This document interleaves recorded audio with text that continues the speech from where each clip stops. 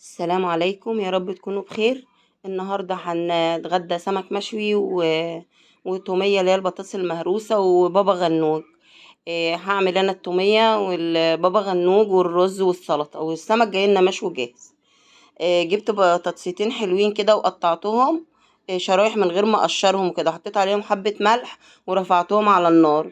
وجبت البتنجانه وحطيتها كده على فرن البوتاجاز من فوق، على البوتاجاز من فوق، وسبتها تطيب يعني، هقلبها كل شويه. هعمل الرز وانا واقفه كده، اعمل كل حاجه وانا واقفه. جبت بصلايه كده كويسه متوسطه وحطيتها على النار وحطيت لها حبه زيت. هعمل رز الصياديه، هو بيتعمل بالزيت يا جماعه. وانا واقفه كده بقلب البتنجانه اللي هو البصلايه اتحمرت، بس بتتحمر جامد. لازم البصلايه لو انت عايزه الرز لونه غامق ممكن تحمريها جامد. لو انت عايزه تصفيها بعد ما تصفيها تصفيها عادي.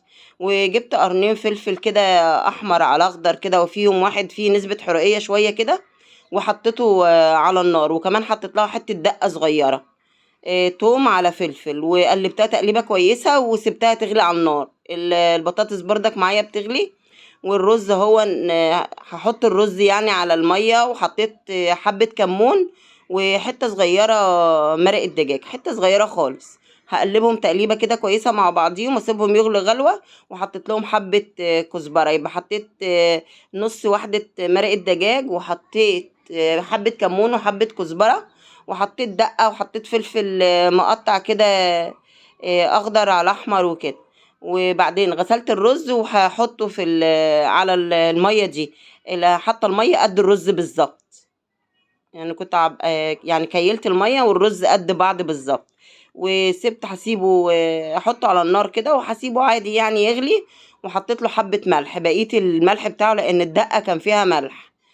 وهغطيه، واول ما يغلي انقله على عين بوتاجاز هاديه وخلاص. وكده يبقى الرز معايا تمام. البتنجانه بردك داخله على سوا، هقلبها على كل يعني، هقلبها كل شويه علشان تستوي من جميع الجهات يعني. لو ما استوتش البتنجانه كويسه بتبقى لونها اسود من جوه. بردك جبت الخضره ونقيتها وغسلتها وهي والطماطم. وجبت بصلايه كمان هعمل سلطه الخضرة بتاعتنا العادية دي، البلدي بتاعتنا، بكزبرة وبقدونس وشبت وفلفل أخضر وبصلاية والطماطم وليمون وخل. الرز اهو يا جماعة غلي على النار اهو. ههد عليه يعني هد عليه واسيبه بقى يكمل سواه. وكمان البطاطس قشرتها والبتنجان. هحط بقى المكونات بتاعتهم زي بعض. حطيت كمون وكزبرة ناشفة، وحطيت ملح، لان الدقة برضك حبة الملح براعي ان الدقة فيها ملح اللي انا هحطها. قلبتهم كده على بعض وحطيت نصهم هنا ونصهم هنا، بس كده. وهجيب هجيب الدقة واحطها، واحط الخل واحط الثوم واحط زيت وكده. يبقى حطيت كمون على كزبرة على ملح، وحطيت الدقة توم وفلفل اخضر، وهحط خل وهحط زيت وهحط ليمون على الاتنين. الحاجات اللي بتتحط هنا هي اللي بتتحط هنا.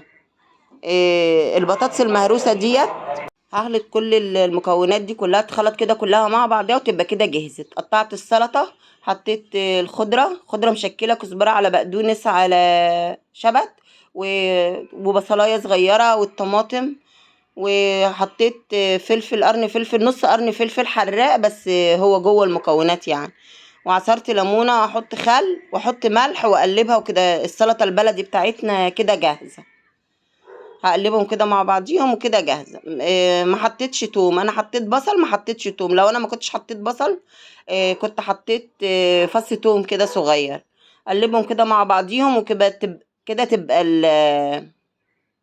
المكونات اللي هي بسم الله الرحمن الرحيم السلطه كده جاهزه.